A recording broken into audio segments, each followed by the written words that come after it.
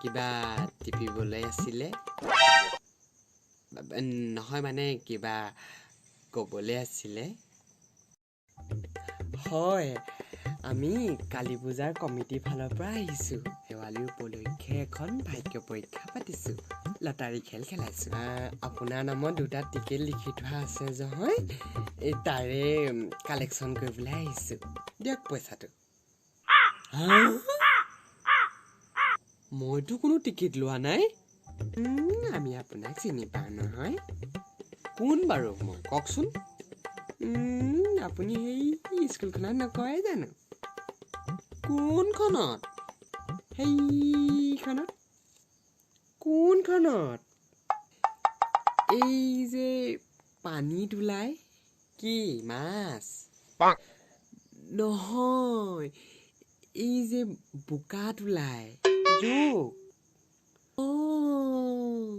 জোকতলি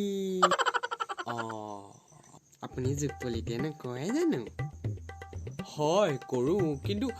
আপোনালোকে কেনেকৈ গম পালে আমি চব জানো কেলে আপোনালোকৰ স্কুলৰে এজনে কালী পূজা মূৰ্তিভাগ ডনেট কৰা নাই নি হয় হয় হয় হয় হয় হয় হয় হয় হয় হয় পিছে ডনেট কৰিলে কি হ'ব অতি দুখৰ কথা বুজিছেনে কিয় কি হ'লনো পইচা ইমান কমকৈ দিছে জোৰাই নমৰিছে পাৰোতেনো লটাৰী ভাগ খেলাবলৈ লৈছোঁ নি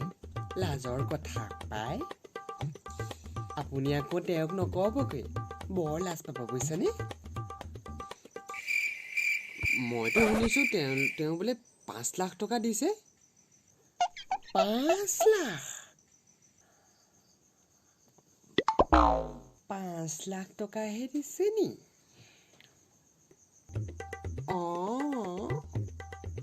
পিছে দিলে কি হ'ব আজিকালি যিহে বস্তুৰ দাম গম পায়ে নহয় এতিয়া পেট্ৰলৰ দাম 200 চুবগৈ আলু পিঁয়াজৰ দামৰ কথা নকওঁৱেই হয় ঠিকেই কৈছে 5 লাখ টকানো পইচা হ'ল নি হাগুতেহে ওলাইছে পিছে দিওঁ বুলি ক'লে আৰু পইচা কেইটামান দিব পাৰিলে হ'লে দেখিছোঁ নহয় জীয়েকজনীক যিহে ফুটনি স্কুটিত নাযায় গাড়ীতহে যায় আৰু কাপোৰো যি পিন্ধে চুটি বুজিছেনে